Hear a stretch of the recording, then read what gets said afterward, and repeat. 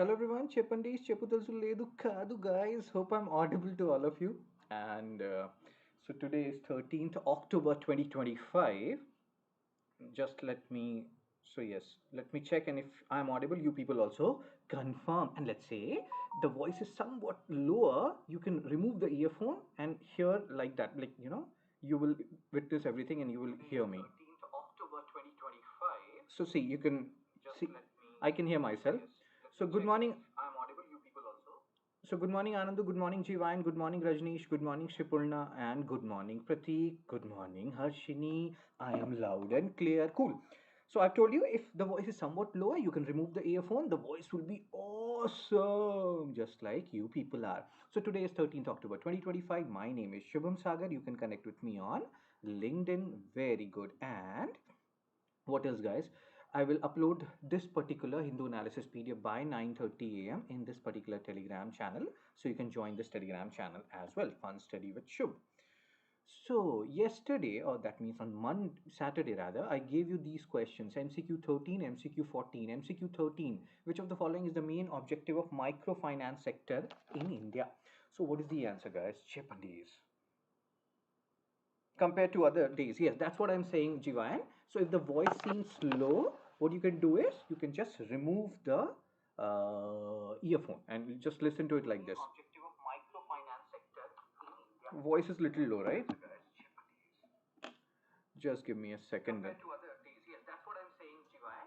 So if the voice seems low, what you can do is you can just remove the earphone and just give me a second, guys. So if the voice is very low, then we have to do something about it. Am I audible or is the voice just too low? Because I can hear myself clearly.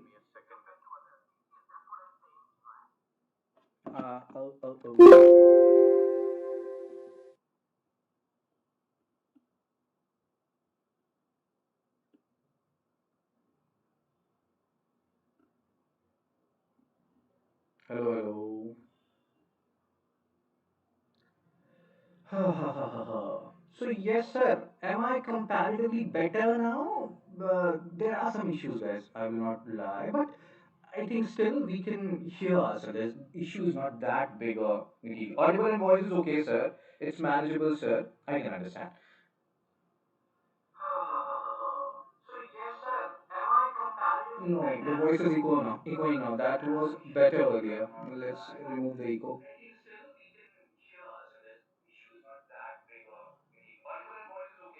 No, just give me a second. I'm rectifying the things, guys. So these things will happen because it's not a one-day event. Oh my God. So yes, sir. 13th answer is B. Unable to find your Telegram link, sir. Could you post the link here? Just write this name, Rajneesh. Fun study with Shubh. Fun study with Shubh. This one. Just if you write fun study, you will get my channel only first. So yeah, fun study with Shubh. So let's continue that. Now echoing, yeah. Now it will be better. So I have. So voice will be somewhat lower. If you use means hear it on loudspeaker or without earphone, you will hear me fine. And yeah, I will try to increase it from subsequent lectures further. But still, it's fine. It's doable. Earlier it was echoing. Now it's fine. So very good. So MCQ 14. Let's not waste time. Maria Corina Machado. Uh, She did Machado in what? Like she is known for what? What is the answer here? Cool, cool, cool, cool, cool. Now echoing exactly. Good morning, Gajanan. Good morning, everyone. Let's continue the discussion. So Pratik has given the answer. The answer of MCQ 14 is advocating democratic rights and peaceful transition in Venezuela. Do let me let me know, Rajneesh, if you are able to find my Telegram group because it's not that difficult to find. It was inactive for more than a month, so there will be a flux for 10-15 days. People will go, people will come, and after 10-15 days Telegram channel will stabilize. So that's a basic rule of life. People come, people go, and then things stabilize. Okay, let's move on. So MCQ 14, the answer is D. Cool. Back to the present. Let's come back to the present. Let's talk about the first article. Page 6 editorial. Great Nicobar revives the issue of nature's legal rights. Now, good morning, Mamta. Now, my students, do you people remember? We have talked about this Great Nicobar project earlier. And you see, if a news comes again and again, it is important. If a news come again and again in editorial, very important. So this news has appeared. Anybody, do you remember we have discussed this article earlier, or we have talked about Great Nicobar project earlier? If yes, which particular month? If no, so here again there will be some new discussion which will happen, and that's why I've added it. Although when we have discussed it, it's already more than a month when we have discussed. So none of you remember when we have discussed. Let me show you when we have discussed, and then we'll come back to this editorial.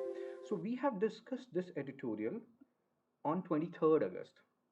23rd August 2025, we have talked about this. And please, guys, remember this, revise this. 23rd August. This is an article of 23rd August 2025. Forest rights of tribal not settled for Great Nicobar project. So what we have discussed here in on 23rd August, we have talked about how Nicobari people who are settled in the Great Nicobar Island, Nicobari people, there are different tribes here. It's not like only Nicobari people are there. Nicobari people. So they are saying that their, affirmations were not taken. Their consent was not taken. Nicobari settlement. There are other tribes also, Shompen, etc. So Nicobaris people, they are saying that this Great Nicobar project, which you are planning on Great Nicobar Island, that has been done without our consent. And the people or the administration, the local administration earlier said to central government that they have taken the permission, and that's where the whole issue was arising. And okay. So Pratik, why this hand gesture? Forest rights of tribal not settled for the Great Nicobar project. Any issues, Pratik? I can hear myself. So again, tribal representative body complains to minister, and here there were some other things which we have discussed. So like FRA, Forest Rights Act, and then when administration felt like, they will be exposed because they are saying that they took the permission. Local peoples, they are saying that they did not take the permission. So then they invoked some other act apart from FRA, Forest Rights Act. You have Gram Sabha which will decide the things related to, land allocation, etc. Then when, these administration, they told center that they have taken the settled these tribal rights under Forest Rights Act. The common people, the local people said they did not do that. Then the administration reverted back. They said that they don't even need to take permission under Pat 56. So they're, hope you're understanding. I'm not aware of this project. I just, that's why I'm, rewinding this thing, Pratik. We are going through the earlier article. So there was the rationale. The local administration said that they took the permission from, local people and communities regarding this project. Local people, including, Nicobari people, they said that they did not took the permission. Then administration said that they don't need to take their permission under PAT 56, Protection of Aboriginal Tribes Act, because in this scenario, administrator has the power to divert forest land without taking consent of Gram Sabhas or local communities, unlike Forest Rights Act, where you require prior settlement of rights and consent from Gram Sabhas. Sir, today is low. Yes, that's what we have discussed. Because in this scenario, administrator has it's still fine here. You people now make tilka tar. Okay, let's focus. Let's focus. So I've just told you that voice will be little low. If you remove the earphone, it will be you can hear things. You can understand stuff. I should not always be very loud. I'm not Arnab Goswami. Okay, let's focus, Arnab Goswami. Okay, so hope you understood. People, do you remember now what we have discussed earlier and this whole article, what it was all about? Anybody? And did you understand? Now let's come back to the current article. And these were the MCQs which we did on 23rd August. The portion which I'm showing you right now is not today's article. This is 23rd August. What is the answer of MCQ 1?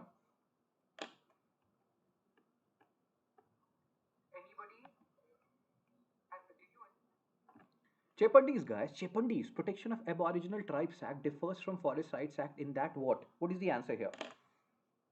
Let's revise some stuff and then we'll go back. And please, you also do the revision. It's not my work to ensure that you people are doing the revision. And now you understand. 23rd August 2020. Pratik, did you understand the basic rationale of this article? What we have just discussed? Anandu has given the answer. Harshini has given the answer. Shripurna, Mamta, Pratik, Jivayan. So yeah, FRA allows diversion of forest lands only after permission from, local people and Gram Sabha. PAT gives power to administrator for diversion. Very good, yeah. And then we have also solved one PYQ when we were discussing this on 23rd August, which was asked in UPSC 2013. What is the answer of this question? So Anandu, Harshini, Shripurna, Mamta, Pratik, Jivayan, all of you have given the answer.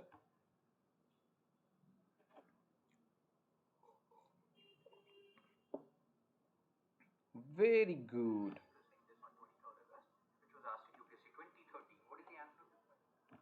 So under the ST and other Traditional Forest Dwellers Act 2006, who shall be the authority to initiate the process for determining the nature and extent of individual or community forest rights or both? So Shipurna, Harshini, Anandu, Pratik, all of you have given the answer Gram Sabha. Cool. Now let's come back to the present article. So this was an article which we did on 23rd August. Okay, let's keep it open. I don't want to close it right now. Maybe we need to go back to it. So now what has happened in today's newspaper?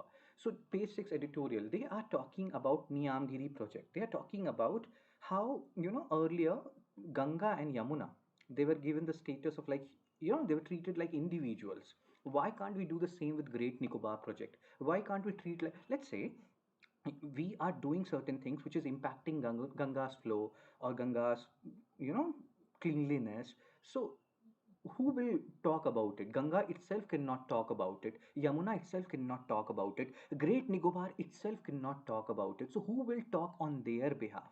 So this particular article is about that. Good morning, Rishi. Shripurna was missing you. She was like, "Where is Rishi? Where is Rishi? Where is that hazy eye guys?" Okay, let's focus. So, ecological significance of Andaman and Nicobar Islands, like Western Ghat, it is also among world's top biodiversity hotspot. So, the flora and fauna which is found here is very unique, and not only flora and fauna, it is also acting as a carbon sink. What is the basic rationale of carbon sink? It will absorb more CO2 rather than emitting CO2. Absorb more CO2. So we need these kind of carbon sink, and that's why this Great Nicobar project, is seen with so much hesitancy among different quarters. So yeah, where were we? So now again, whenever we talk about these kind of projects, or when we discuss this Great Nicobar project on 23rd August, I told you, and I keep on telling you this, that there are two spectrums: economic development and environmental conservation. People generally believe they lie on the opposite end of the spectrum, but there is a midpoint where they meet. And what is the name of this midpoint, guys? Chepandi Cheputulsu Ledu Kadu, guys. What do we call this particular midpoint? We have discussed this thousand number of times. If you talk about Great Nicobar project, you have port, you have transshipment port. This we have discussed on again 23rd August. Transshipment port means a port which is acting as an intermediary. From there, like this is an intermediary port. Let's say a Colombo port. So things will come from, let's say, Red Sea. They will deposit at Colombo, and from Colombo it will go to, let's say, Malacca port. So this is a transshipment port, intermediary port, and we are trying to develop a transshipment port in at Great Nicobar Island. Among other things, will it impact forest? Yes, 13,000 hectares of pristine forest. Very good. Jivayan and Anandu, they're so good, just like a wow. So this midpoint is known as sustainable development, and that's why people are talking whether we are focusing more on economic development, totally undermining environmental conservation, or what. And then the Niyamgiri case again, this keeps on coming. Whenever you talk about SC/ST rights and tribal rights, etc., especially ST rights, you talk about Niyamgiri Hills, Odisha, Dongoria Kond tribe. Where is Dongoria? Is Dongoria Kond a PVTG tribe, guys? Particularly vulnerable tribal group, or is it not? Jiva and Anandu and Shipurna, they have given the answer. Shipurna is a very good girl. So, Dongoria Kon tribe. Is it a PVTG? And here, whenever we talk about even 5th and 6th schedule, we talk about Niyamgiri Hills and their issue. Vedanta was a company which wanted to do bauxite mining here, and then the people protested. They went to court. Supreme Court upheld Gram Sabha's authority that they will decide on projects or diversion of tribal lands. So again, an awesome judgment affirming tribal self-determination. Do we need the same in Great Nicobar? But Modi sir will not like it, and if Modi sir is not liking it, we will not like it. So unresolved forest rights in Great Nicobar, as that's what we have discussed. There is a dichotomy, there is a contradiction here. It's like he said, she said. Shipurna will say that she loves, I don't know who, Rituparna, I don't know. So it's, administration is saying that they took the permission of local people. Local people like Nicobaris, they are saying that you did not take our permission. So again, it's a he said, she said scenario, dichotomy, contradiction, unresolved forest rights. Tribal Council of Little and Great Nicobar claim their forest rights have not been settled under FRA, and now administration is saying that we don't need your permission under PAT 56. So these things are going on, these talks are going on, and maybe when center wants some land for something, they will take it. Now, what are the global concepts, global precedents, rights of nature or earth jurisprudence? So, what is this basic rationale all about? See, Bolivia, Colombia, Ecuador. It is not Ecuador, it is Ecuador. So, Ecuador and New Zealand, they recognize nature as person. As we have discussed, even in Uttarakhand. I love Uttarakhand, I love Himachal, I want to settle there, but the net connection will not be good. So, they gave legal personhood to Ganga and Yamuna, as we have discussed. Rishi is from UP, Kanpur, etc. He is polluting Kanpur by making leather factory, you know. So this is bad. If Ganga had a voice, she would shout at Rishi, but she is not. So who will take, stance on behalf of Ganga and Yamuna? Legal personhood, and the people, they will designate certain people who will take, or who will, talk on behalf of Ganga and Yamuna. But that ruling was stayed by Supreme Court. But then it introduced the concept that there should be a guardian. Ganga and Yamuna themselves cannot talk, sadly, but somebody has to talk on their behalf. A Great Nicobar themselves cannot talk, but somebody has to talk on their behalf. The local people will do that. Should we do the same as, Bolivia, Colombia, Ecuador? And these are not the only countries. There are other countries also which are doing this. Inspired by Christopher Stone's "Should Trees Have Standing?" So argues that nature should be direct beneficiary of legal redress, not just humans. And there should be a guardianship body like Harshini. Harshini is such a good girl. She should be made the CM of Tamil Nadu. She will be a guardian of Tamil Nadu. That's just a stupid joke. So again, let's focus, guys. Hope you're understanding the guardian concept. Need for clarity before applying rights of nature. If you're talking about rights of nature, who will speak on behalf of nature? Modi sir will speak, or Medha Patkar will speak, or somebody else will speak. Who is siding with nature? Who is siding with development? Or like Modi sir is with everyone, but yeah, who will speak on behalf of nature? Who ensures protection and accountability? You also have to find out that. Colombia, Atrato River case. It recognized biocultural rights. You can see here that indigenous communities will manage. Same policy principle has to be applied here.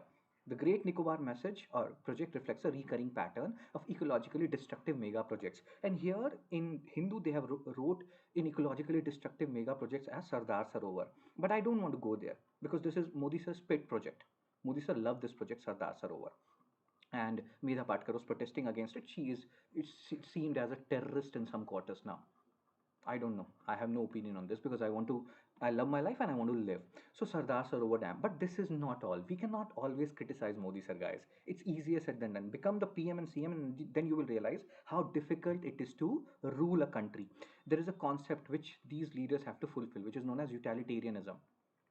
What is utilitarianism? Maximum benefit for maximum people. And you cannot make everyone happy. You're not Rajma Chawal, you're not Rishi, you're not Harshini, you're not Shripurna and all. You are me. I cannot make everyone happy.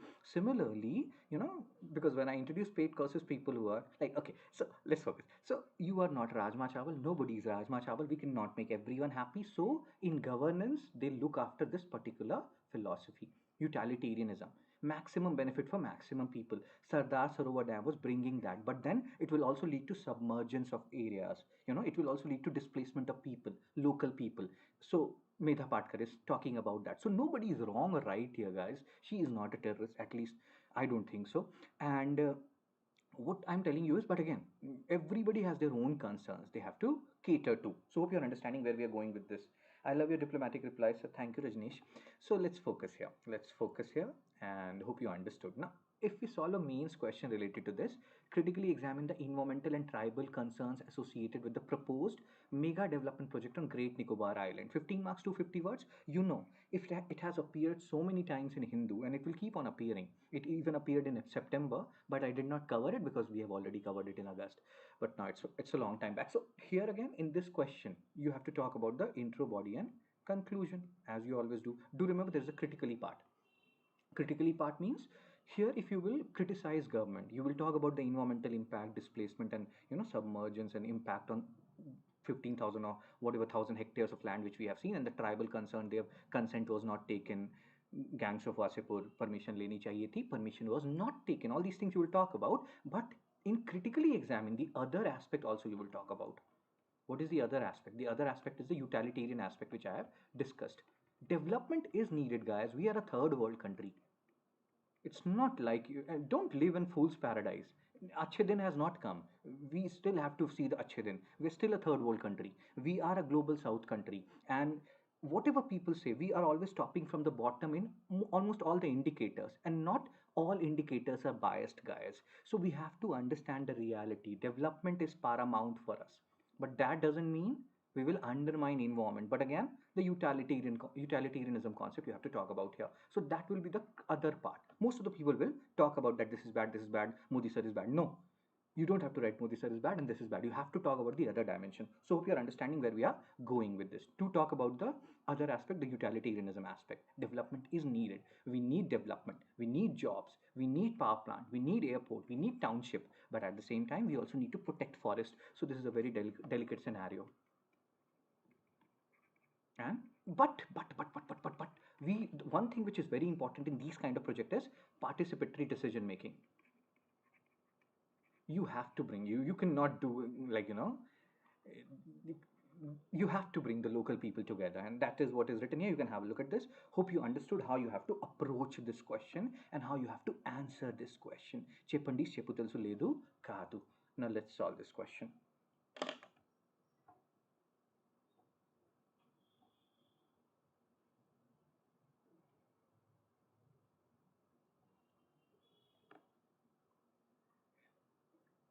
You have to bring the local people together, and that is what. So the Niyamgiri Hills judgment by the Supreme Court of India primarily does what? Pratik has given. Pratik is such a good boy. Who's a good boy? Pratik is a good boy. So allowed unrestricted bauxite mining in Odisha, recognized the right of Gram Sabha to approve reject projects affecting tribal land, granted legal personhood to the Niyamgiri Hills, only considered environmental clearances concerning. Oh my god, I'm so sorry, guys. Sometimes I'm in this mode. So Pratik, Gajanan, Iltush, Shriparna, Rishi, Harshini, Anandu, Jiva, and Mamta, all of you have given the answer. Recognize the right of Gram Sabha to approve reject project affecting tribal land. Very good. Next question. MCQ2. The Niyamgiri Hill case empowered tribal communities to reject projects affecting their land. Reason. Rights of nature in India allows nature to make legal decision independently of humans. Assertion reason. Harshini loves assertion reason. Harshini will be like, sir, why are you targeting me today? Because you are one of my favorite students, Harshini. One day I sent Harshini an answer to evaluate. Oh my god. She evaluated it so perfectly. Then I sent it to another guy or girl, I don't know sometimes, Tenjin. He also sent an awesome evaluation of that answer. So I love those guys who are, working hard for their goals. Let's focus, guys. So where were we? So if Niyamgiri Hills empowered, right? So this is correct, right? Let's do option elimination. So we know A is correct. So if A is correct, eliminate D option. You're left with A, B, C. Rights of natures in India allow nature to make. So nature will make decisions. Great Nicobar themselves will start speaking. Ganga will start speaking. Yamuna will start speaking. This is not serial, religious serial guys. They cannot make legal decisions on their own. Somebody has to act as their guardian, and that's what we are talking about. Guardianship concept. I am your guardian. My God. Similarly, somebody has to be the guardian of Ganga, Yamuna, and Great Nicobar. So R is false. It doesn't make any sense. Nature cannot make their own decisions, sadly. So the answer is C. A is true, R is false. People who have answered A, hope you are understanding why A is not the answer. It's a tricky question. See, nature cannot make legal decisions on their own, guys. Rights of nature in India allow natures to make legal. How will nature make legal decision? Right? Hope you are understanding. Cool. So the answer is C. Let's move on to the next article of today. Recent digs in Tamil Nadu's Teen Kashi reveals presence of Iron Age culture. So Teen Kashi, which is bordering Western Ghats, let me show you. Tirumalapuram. Tirumalapuram. So Iron Age culture. I see. I was in study IQ. I loved study IQ. But sometimes, you move on in life. So one video which gave me a lot of popularity initially in the initial phase in study IQ was a video on Tamil Nadu, iron excavation, etc. And oh my God, any publicity is good publicity, we say. So the amount of hate comments I got in the comment section, you people got so sensitive. I just said when I talked about these iron excavations in Tamil Nadu, I said that you know this place we are talking about. This is the district bordering Western Ghats. I said that these iron excavations, this is putting the age of iron being discovered in India to around 3000 BC, and the earliest evidence we have up until now is around 1000 BC. We believe that in Indus Valley civilization there was no iron. So this is a historic, discovery. This is not a simple thing to be just talked about and forgotten. But then I said that, see, these things have to be corroborated, guys. Just one discovery, one survey will not solve the picture. You have to corroborate it. Some other survey will be done, some other guy will be coming from foreign entity, because this will be read worldwide. Once it has been corroborated that yes, this is a correct study, there is no argument at all by international sources, national sources, then it will be published as a study, and then it will be full and final. That's what I said, and then I was killed in the comment section. Okay, let's focus. So what I was saying, again, here also you have discovered iron things. You're also my favorite teacher, so thank you, Harshini. So what we were discussing, and now this is actually good. Again, the dates will be going back, and what has happened here in this region. Teen Kashi reveal presence of iron age culture, and this is actually good. So many places in Tamil Nadu, they are discovering iron which will date it to 3000 2000 BC, and many people believe this will be the oldest iron discovery, not in India, world.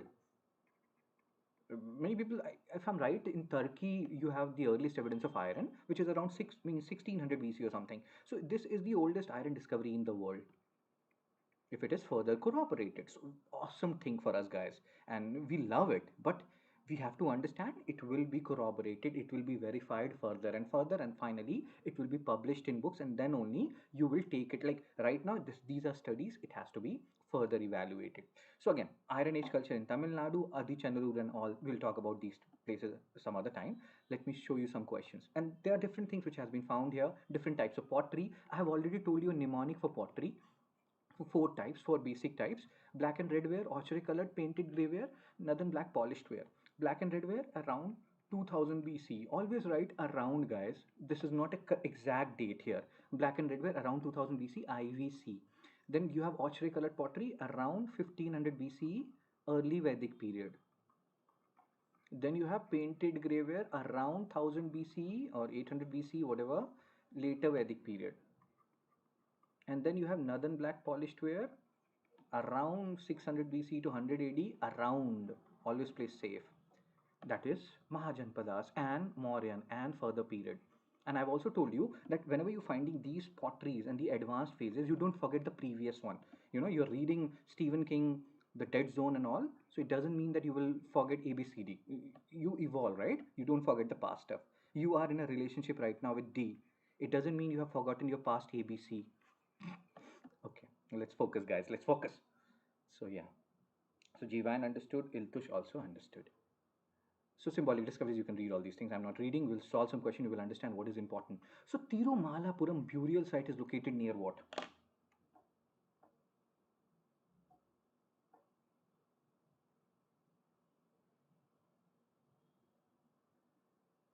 I sometimes get stuck with these dates. AD, ABC. Don't worry, Pratik. Pratik, watch my NCRT series, guys. You are a part of my mentorship program. I'm not doing any ad, guys. Pratik, in the first lecture, like class 6, chapter 1, I have specifically, told people what is this before, present, and all these things. So watch it. But it's fine. People get confused there. So Thirumalapuram burial site is located near Western Ghats, as stated by Harshini, Gajanan, Jeevayan. Pratik also tried it. Iltush and Shripunna, Western Ghats. And PYQ 4, based on UPSC 2017, based on iron. Solve it. What I told you about Indus Valley, use option elimination. This is a tricky question. Even if you're getting this question wrong, it's totally fine. But use option elimination. These questions will help you in remembering facts. And guys, 17 or 18 people are watching right now, only 10 likes. Why, guys? Why? Why? Don't hate me. Like my. Okay, so like me, guys. Sita Raman. Okay, let's focus, guys. So, with reference to difference between culture of Rig Vedic Aryans and Indus Valley people, which of the following statement are correct? We have just discussed Indus Valley people. They don't know about iron. I told you that iron earliest discovery up until now is 1000 BC. Later Vedic period, they discovered iron. Using iron tools, they cleared the Gangetic plains, the later Vedic people, and then the second urbanization happened around 600 BC. So second is wrong.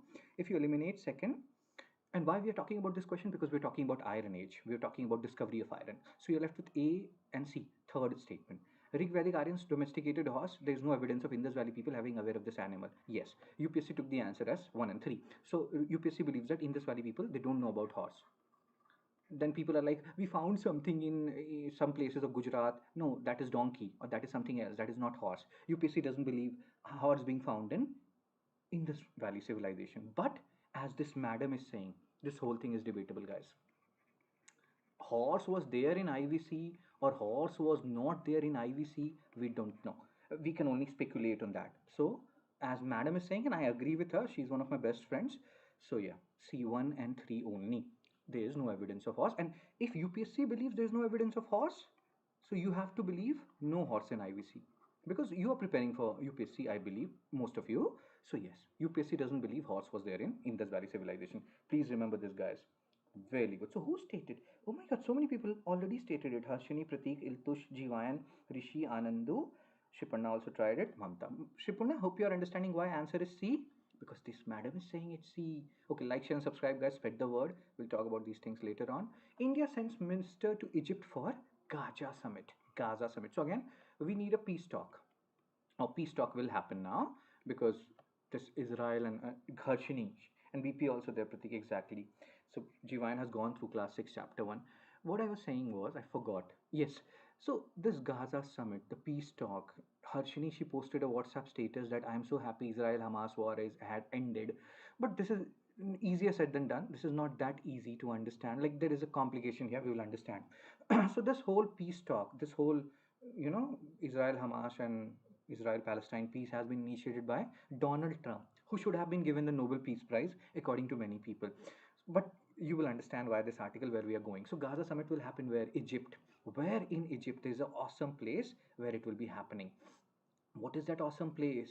Sharm el Sheikh. Sharm el Sheikh. Now, tell me one thing. Is Egypt a transcontinental country?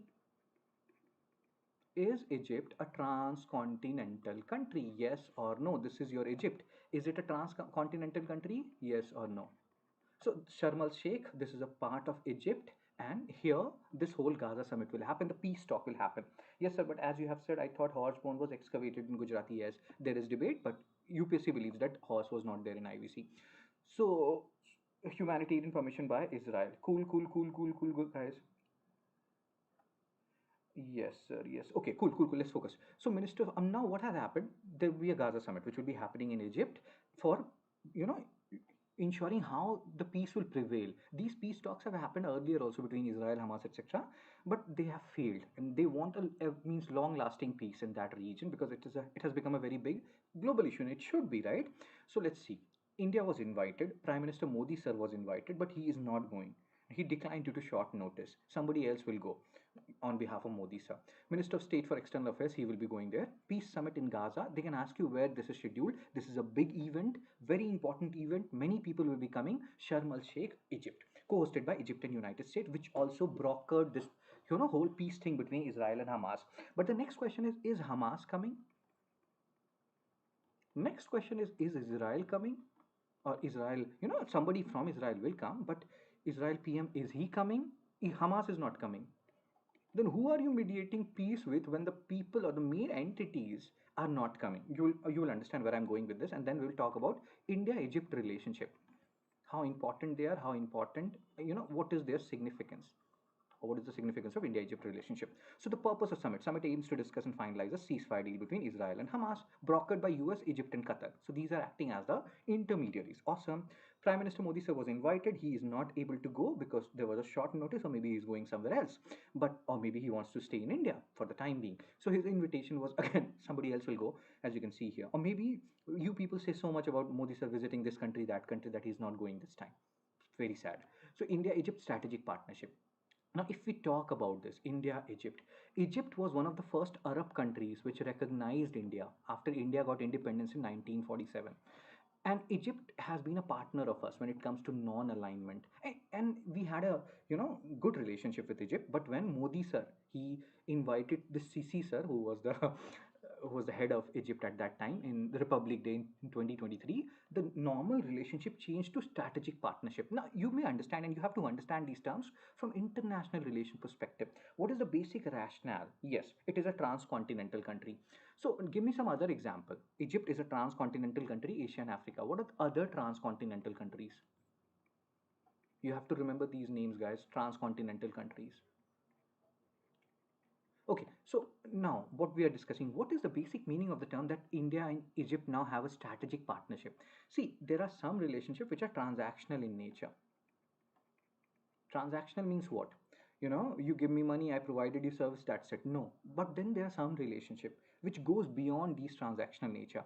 You know how India's security will pan out, how Egypt's security will pan out, what is Egypt going to do in future in their region, what India is going to do in future in our region, whether we will be able to selling our strategic defense equipment to Egypt or not. All these things comes under strategic partnership. So strategic partnership is way beyond transactional relationship, guys.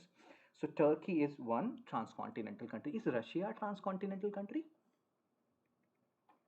Russia. Cool. So we are understanding the basic meaning of strategic partnership. They also want to, India has started becoming self-reliant in defense equipment, LCA, Tejas, etc. We have started making it light combat aircrafts, and they want to buy these aircrafts from us. So it's not only about transaction, guys. It's more than that with Egypt now. We love Egypt. Umma, umma, umma. That means mua, mua, mua. So, and also one more thing, we have around $7-8 billion trade with Egypt, but the trade is in favor of Egypt. As you can understand, we import crude oil from Egypt. You can understand it's an Arab country, they have oil. So the trade is in favor of Egypt, but yes, the relationship is continuously progressing because of Modi sir, whom we love so much. And then you can see all these things. See, Egypt has condemned Pahalgam terror attack, and this matters a lot. This is a homework for you people. You have to find out whether Egypt is a part of OIC or not, Organization of Islamic Cooperation, or conference or whatever, OIC, Islamic countries grouping. Is Egypt a part of OIC? If you know this, post it in the comment section. Egypt condemning Pahalgam terror attacks. Egypt, maintaining a neutral stance on Operation Sindoor. All these things matter a lot. It shows a division between Arab countries. It shows that we have, there is a grouping which sides with Pakistan, which generally involves countries of OIC. We can see here Egypt is, you know, somewhat ambivalent or maybe sides with us on some issues. Again, a good thing for us, guys. Arab country siding with us and a big Arab country siding with us on certain things. It's a good thing. So you can see all these things. Egypt is not a part of India, Middle East, Europe corridor, and we have talked about this India, Middle East, Europe corridor. What is the basic rationale here? So via this, again, where is the map, guys? Just give me a second. Map helps you in understanding IMEC Middle East Europe corridor. Now see, understand, our India Middle East Europe corridor via Middle East or West Asia is the correct word. We want to go to Europe, and we also want to go to Central Asian countries. We want to bypass Pakistan. That was the basic rationale of IMEC. But one of the checkpoint of IMEC is Israel, and Egypt says that Israel is somewhat disturbed, so they can take Egypt, or they can make Egypt a part of IMEC. They can discuss alternate routes via Sharm el Sheikh due to security issues at Israel's Haifa port. So they can tell you, they can give you this particular one liner that Egypt is a part of IMEC. That is actually wrong. So keep it in mind. Participants of the summit, we have talked about IMEC earlier. We'll keep on talking about in future. This is not the point. Right now, this article is not about IMEC. It's about so many other things. So see how many good people are attending. Pakistan PM Shehbaz Sharif will attend. Maybe that's why Modi sir is not going. He doesn't like him. Nobody likes him from India. Okay, Iran and Hamas. Now this is an interesting point. Iran is fine. We know why Iran is not attending. Nobody likes them in West Asia. No, that is not the point. But we have discussed how Iran uses soft power or different kind of power. They are not that powerful militarily, but Hamas, Hezbollah, they have their strategic points, how they use it. So, and that's why Israel, Saudi Arabia, etc., Abraham Accord, etc., means Abraham Accord, etc., was happening because many people were not liking Iran. So Iran is not coming here. Also, Hamas is not coming. Now that is a problem. You are talking about Israel Hamas peace, and Hamas itself is not coming. Israeli PM Netanyahu, whether he will come or not, we don't know. Palestinian president will come or not, we will don't know. So who is doing the peace thing, guys? It's so stupid. See the stupid part here. Hamas, it's confirmed they're not coming. PM Netanyahu, Palestinian President Mahmoud Abbas, we don't know whether they will come or not. So whom are you mediating, guys? What are you people doing? Just a show off. Trump loves to do show off. In that way, he's very similar to one other guy. I will not name that guy. So yeah, it's very strange, this whole Gaza summit, guys, the way it is happening. Now Donald Trump will address Israeli President, or Parliament rather, Knesset, and this has been asked in some exam.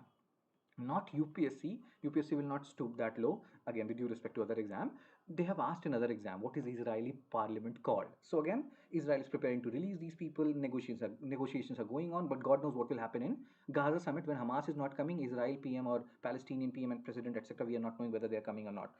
So we know the who the other. Hey.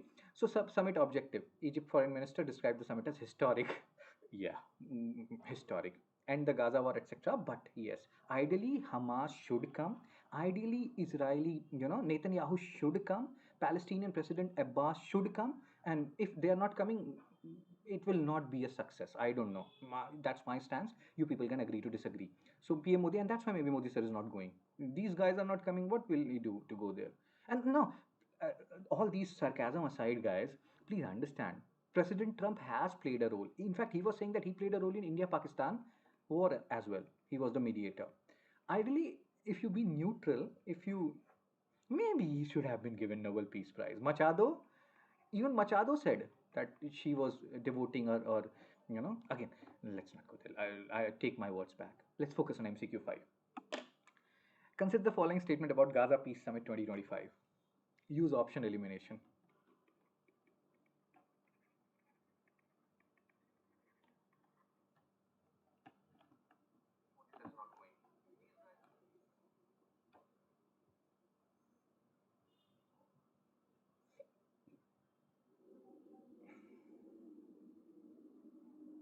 Machado. I love that name. Machado Dhoom, Machado Dhoom, Machado Dhoom. So Gaza Peace Summit 2025, co-hosted by US and Egypt, Iran and Hamas have accepted the invitation to attend. The summit aims to finalize the Israel-Hamas ceasefire. We know Hamas is not coming, and that's why people are laughing. So Gaza Peace Summit, Hamas itself is not coming. So second is gone. Now you're left with third. You just have to check the third. Summit aims to finalize Israel-Hamas ceasefire. Yes, it does that. That is the aim. But without Israeli PM and without Hamas, they aims to do that. Or they aim to do that. So C is the answer as stated by Shipurna, Pratik, Harshini, Mamta, Gajanan, Iltush, Anandu, Rishi, Jivayan, and Rajneesh. Really good. And which of the following statement about strategic relation? We have discussed India-Egypt relationship is strategic now. After Egypt's head came in our Republic Day parade and all. So we have discussed how strategic relationship is different from a simple bilateral relation. What is the answer, guys? Use the best or choose the best option. Nothing but the best for you.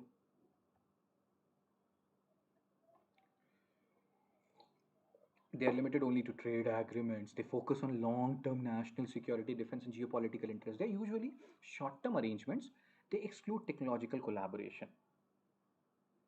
So Harshini, Iltush, Mamta, Shipurna, Gajanan, all of you have given the answer. The answer is they focus on long-term national security, defense, and geopolitical interest. Really good. As of recent years, India-Egypt trade balance is in India's favor, in Egypt's favor, perfectly balanced, negligible.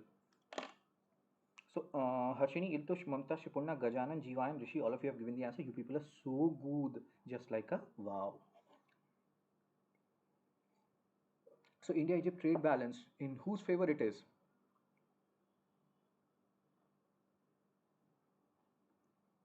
చెప్పండి చెప్పు తెలుసు లేదు కాదు guys. That means tell me something मेरी जान अकर ले हमसे एक बार प्यार की मीठी बातें चाह. That means talk to me once and talk to me four things. Oh my god, that's so stupid. So in Egypt's favor, guys, India imports more than it exports crude oil. We need oil. America needs oil. Everybody needs oil. Page 7 opinion. Do cash transfer build women agency? Now, this article is something different. And so, this is about women empowerment. We'll talk about women empowerment. GS1 society, important from that perspective. GS2 governance, important from that perspective. GS4 case study, important from that perspective. So, this particular article has implication for four paper. GS1 society, empowerment, GS2 governance, and GS4 case study. Then there is another thing which is there, cash transfer. Honorable PM Modi sir, he talks about freebies, etc., that freebies are bad. Now Bihar election is there. BJP and their coalition, they themselves have announced some freebies. Mukhyamantri Mahila Rozgar Yojana offers 10,000 to oh my god. And that's why you should study. When you study, you realize how hollow these political leaders are. We're not saying Modi ji is hollow. We love Modi ji. Modi ji can never be hollow. Other leaders, they say something and they do something entirely else. Do you think this is a freebie? They were talking about Delhi, 200 unit electricity free, freebie. So bad. Yeah, it's very bad. This is very good. Directly transferring 10,000, there was a Kishan Yojana, PM Kisan. Directly transferring money to. We know, we have read things. We know agricultural census. We know 86% of farmers in India are small and marginal. We know they need support. Cash support is the answer. If cash support is the answer, if it is a freebie, you yourself are giving freebie. Don't lecture about freebie, guys. Practice what you preach. So there are so many things which is there. And yes, what is your opinion, guys? Sir, please increase the volume. I can hear myself, Mamta. I've told you, remove the earphone. Hear without earphone if you feel like the voice is lesser, you know. So, what is your view on this thing, guys? Bihar Mukhyamantri Mahila Rojgar Yojana. This article is not about freebie, guys. This is a different thing altogether. But this kind of schemes, they do raise the question about freebie, you know. Every political party is involved in giving freebies. So why are they lecturing then when they like everybody is a culprit here? It's like Andho mein Kana Raja, you know. Everybody is corrupt. You just have to choose the less corrupt. It's not about who is corrupt, who is not. Everybody is corrupt. You just have to choose the less corrupt. Mm. Guys, am I audible? Can you people hear me? Giving freebies. Can I continue? I can hear myself. See? It's like Andho mein Kana Raja, you know. Do tell me, should I continue? Should I continue? So Mukhyamantri Mahila Rojgar Yojana Bihar offering 10,000 to 75 lakh women. It's not one, it's not two, it's not three, 75 lakh women. Will it distort votes? It's like, giving alcohol. You're giving alcohol to guys before election, etc. So hope you're understanding. My phone volume is already increased. Cool. So you people can hear me. I can continue, right? Cool. Let's focus here. So now here we are talking about gender. Even in Delhi also, I think buses etc. were free for women. So we are becoming more and more gender focused. There's nothing harm with that, guys. But it's the only thing is practice what you preach. Everybody is giving these freebies, so just shut up and do whatever you're doing. We know what you people are doing. So Mukhyamantri Mahila Rojgar Yojana, 10,000 to 75 lakh women. This article is about something else. This article is saying that only cash transfer, this and that is not going to change the condition of women in India. You have to empower them via different ways. And access is not equal to agency. That's what they are saying. This is the basic gist of this article. Access is not equal to agency. What is the basic meaning here? Why we do need these schemes? So totally unwanted drains the economy. Yes, sir, as per OECD, India is having favorable trade balance. Favorable trade balance. No. We are having. Do check that. Do check that. We will confirm tomorrow, Harshini. So hope you are understanding where we are going with this. This article is saying that access is not equal to agency. Access is not equal to agency means that what we were discussing. I forgot.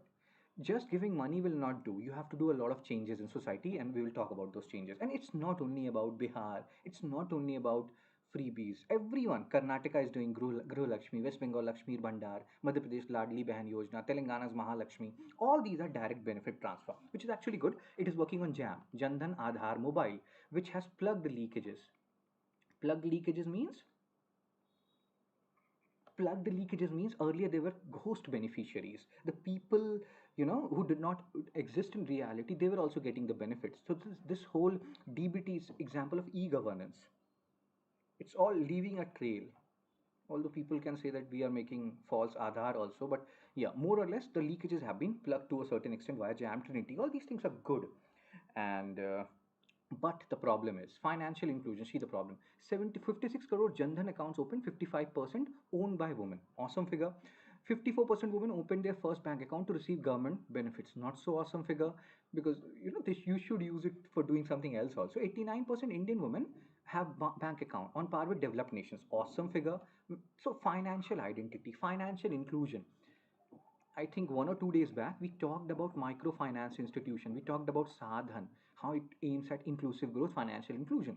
So financial inclusion of women are happening. It's happening, rather, it's happening. But there are some other caveats. Empowerment potential of DBT. Cash transfer can enhance women control over resource. You are transferring into women's account the money. But does he have the card? Does he have the password, or his husband is having the all of these things rather? It's similar to like Sarpanch Pati Panchayat series. Sarpanch is woman, but husband is calling the shot. So income in a woman's name increases her decision-making power and improves household welfare. Agreed. But then the challenges. 20% of women banks account are dormant due to lack of funds, discomfort. Sometimes these banks are, somewhat away from where a woman is working or staying. And then the digital divide. That is digital illiteracy. Digital illiteracy means they don't know how to use OTP. They don't know how to, work with a phone. It's not an unheard of thing, guys. Even your mother, our mothers, some of our mothers may do like some of us. They took time to understand these things. So digital divide is still there, especially in rural areas. So again, many women use accounts only for withdrawals, not for saving, credit, or payment. So this is again DBT, direct benefit transfer. You're doing. They are withdrawing the account, and then you have a zero account, zero balance account. What purpose does it serve? Only it is draining the bankers. And again, hope you're understanding where we are going with this. So despite growth in digital payments, see, women use of debit card and digital payments lags behind. 19% fewer women have mobile phones. So the cost of phones and data is high. Don't go by this Apple logic. People, queuing up and buying Apple. The condition is somewhat else. Lack of privacy, fear of cyber fraud, social norms, and shared phones. Women, and I have seen this, I will not name an organization. There was an organization where I worked where the husband, and these are very big people, lots of people cleared UPSC and got good ranks. And husband and wife, they were there. Two big people. Husband has the access of wife's phone, and he was seeing what wife's WhatsApp messages, etc. are there.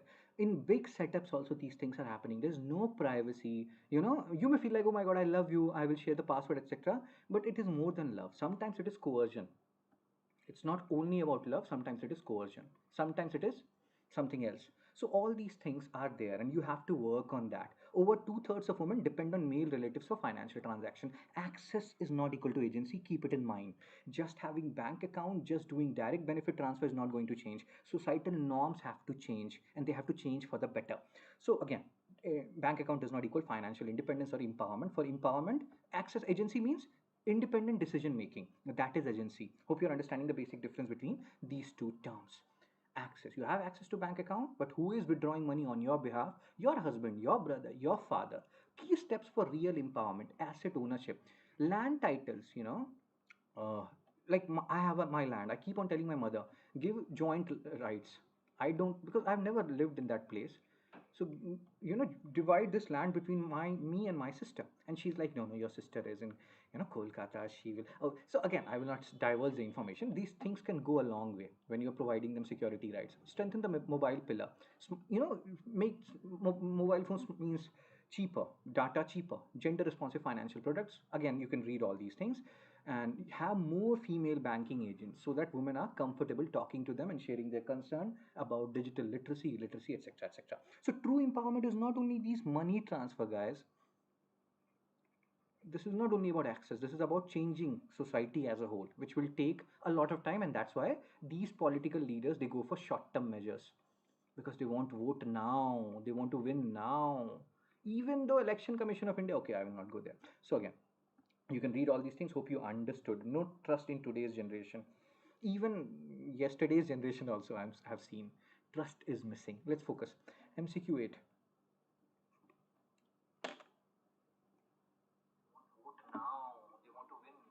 Oh my god. Hearing your own voice is the worst thing in the world.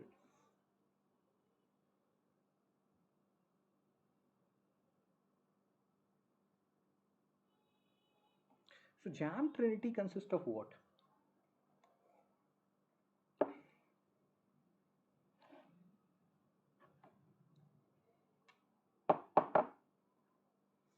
So Iltush, Harshini, Rishi, Jivayan,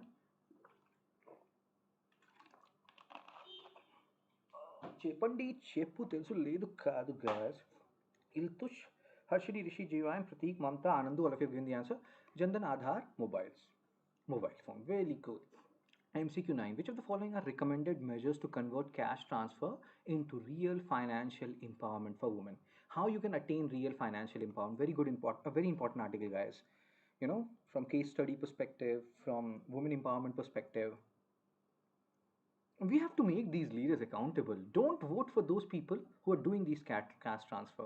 Then whom will you vote for? Everybody's doing cash transfer. That's also a funny situation to be in. Providing joint property or land ownership, subsidizing smartphones and affordable data plans, community based financial confidence networks, automatic increase in account balance every year. Keep on giving them money.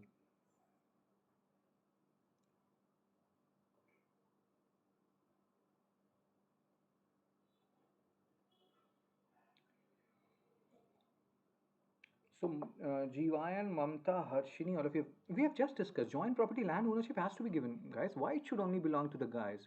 Why should boys have all the fun? So, yeah, A has to be there. Fourth is wrong, right? So, eliminate fourth, you're left with A and C.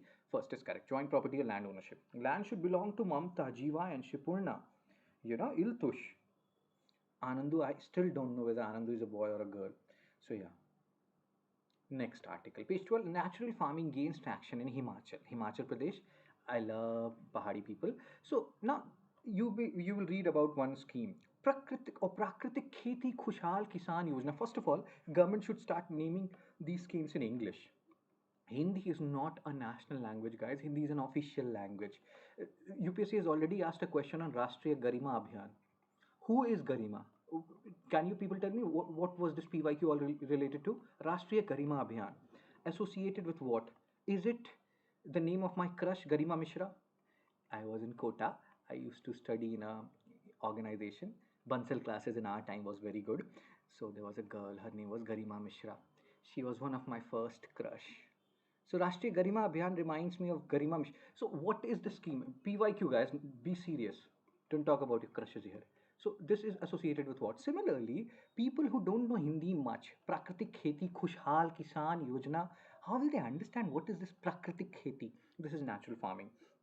Also hard to remember, sir, exactly. And how natural farming is different from organic farming. These are the things which you have to think about. And the other thing which government has to think about is naming their schemes in English. Not everybody knows Hindi. So yeah, so what is the basic difference between natural farming and organic farming, guys? This is important. The basic difference is natural farming is localized. When you read this, you may feel like natural farming, organic farming, Sikkim, Himachal is becoming Sikkim. No, there is a difference here. Natural farming is, as the name suggests, you will not use chemical pesticides, etc. It's localized. You don't need any standardization, or you don't need any certificate from anybody. You are just using natural methods, cow dung, etc. As whatever you're not using, you're moving away from chemical based practices. This is natural farming. Organic farming also, you do the same thing, but there's a difference. You need certification. The standards are much more stricter. You need, like Sikkim, we say first organic state in India, this and that. It needs certification that everybody is using these things, not using them. And here in natural farming, the basic purpose is you're growing for yourself, consuming for yourself. Localize. Here, international. International means the aim is international. Sikkim has become a organic hub, organic state. Now what has happened is the export from Sikkim to other countries of the world, like, it has also increased. So basically, this organic farming tag we need for standardization, for certification, and so that our goods can be, or our goods free from all chemical pesticides, etc., can be exported to rest of the world. So there are minor differences. Natural farming, organic farming looks very similar, sounds very similar, but there are differences, guys. Maybe there will be a time when Himachal will want to transition from natural farming to organic farming. So let's see when that happens. Okay, so adoption of natural farming, farmers in Himachal Pradesh increasingly shifting towards people. Chapandis, nostalgia. So I studied at Kota, and then for UP, childhood is so stressed. No, it's not stressed. I loved every moment of my life. You know, I love it. Stress is I don't know, it's a relative word. You may feel like, sir, you left your job and all, you must be stressed right now, even though I don't earn as much as I used to earn when I was working. No, I don't stress. Independence comes at a cost. So everything is relative, Harshini. At that time I was studying, I was going to Amar Punjabi Dhaba. Oh my God. That was that has its own charm. You're waiting at Kota station, and when the batch used to end, I used to wait for Garima Mishra, which train she is going from. I was not That's not stupidity, but there were like, everything has its own charm. That's what I'm trying to say here. Let's focus, guys. Hope you understood the basic difference between natural farming and organic farm. Guys, did you understand the basic rationale here? You can say that the evolution, natural farming will, or gradually evolve into organic farming. It requires stricter inspections and certification, mainly for international export. Okay, let's focus here.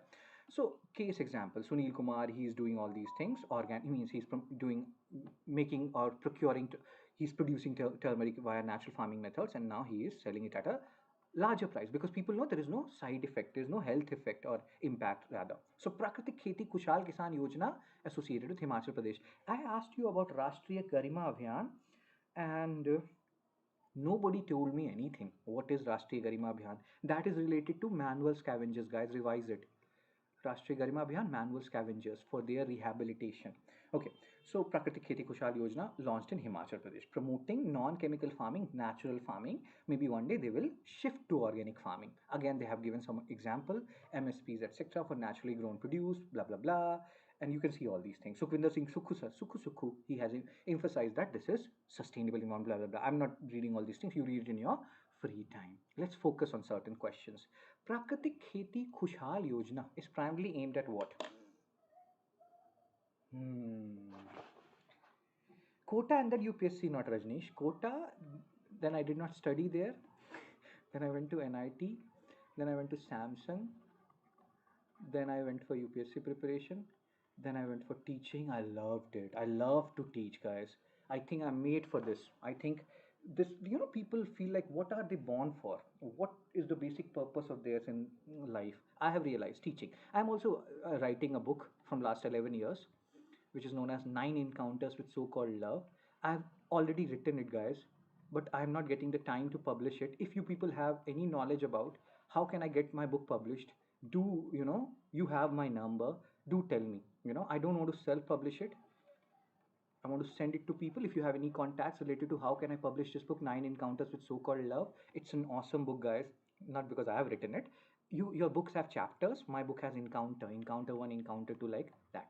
It's a semi-fiction book, and it's a fiction book. It's not related to my life, but it's an awesome book. You will love it. So if you know anything about publication, do send me a WhatsApp message. So Prakratik Kheti, what it wants to do? What is the basic aim here? Oh my God. Anandu, Shripurna, Pratik, Harshini, Iltush, Rishi, Jivan, Gajanan, Mamta, all of you have written the answer. Chemical free, natural farming practices. Very good. MCQ 11. Which of the following is a key difference between natural farming and organic farming? And this is a tricky question, guys. So read all options properly and then arrive at a best option or best answer. It's tricky. It's very tricky. It's tricky for everyone. Theme is, it's about a guy, this is the day of situationship. These days people are all about situationship. So that is not situationship. So there is a guy named Ritwik in my book, who at different junctures of his life encounters 9 different souls, and they touch his heart in a different way. Sometimes you are standing in front of a window, you're seeing someone, and that someone is gone after 1 month, after a summer vacation. So these are the story of life of Ritwik and his friend Dhruva. So that is the thing, 9 encounters. And if this books get published, I become popular, maybe I will write the sequel of this book as well. I already have the themes ready. I just want this book published first before I start writing on another. So natural farming and organic farming. Shripurna, Harshini, Rishi, Pratik, Mamta, Anandu, Jiva, and Gajanan, all of you have given the answer. You people are so good. D is the answer, guys. MCQ 12 homework. Organic inputs used in farming refers to what? Choose the best option. MCQ 12 homework. Then MCQ 13, recent Thirumalapuram excavation in Tamil Nadu revealed evidence of which of the following? Look at the options. If you know the answer, post it in the comment section. Like, share, and subscribe. I have one news for you people. Fun study with you. I will share this PDF in this Telegram channel within half an hour. You can post your score, whatever you have scored. The one news is for like next 7 days, 13th to 19th, you can get all these courses: personalized mentorship, history through NCRT, mains complete material, doubt session, Hindu analysis PDF annotated, and means answer evaluation, which I have increased the price because this is giving me maximum headache right now. I have to check a lot of copies every day. So yes, you can get all these programs at 5,999. I've got a lot of queries. One person, two-person is still right now in the comment section who have sent me queries related to this when I have closed this thing. So for 7 days from 13th to 19th, you can get it at 5,999, and on 19th, 12 midnight, I will close it again. So you have 7 days and you can avail it. And again, in future, if I include any course, you will be a part of it. You don't have to pay extra. I have told you earlier, enroll at the earliest, you will be benefited. In future, price can increase, I don't know, and I don't even know when I will launch this bundle again. So 7 days Diwali offer. See, Diwali sale. Oh my god, I have truly become a professional now. So don't compare yourself with anybody, guys. You are your own competition, keep it in mind. And donate if you feel like I'm contributing to your knowledge base. Everything will help. That's it from me. Thank you, everyone. So the kind of it ends with us, it starts with us book. Exactly. Thank you, thank you, thank you, thank you. I'll see you people on like tomorrow at 8 a.m.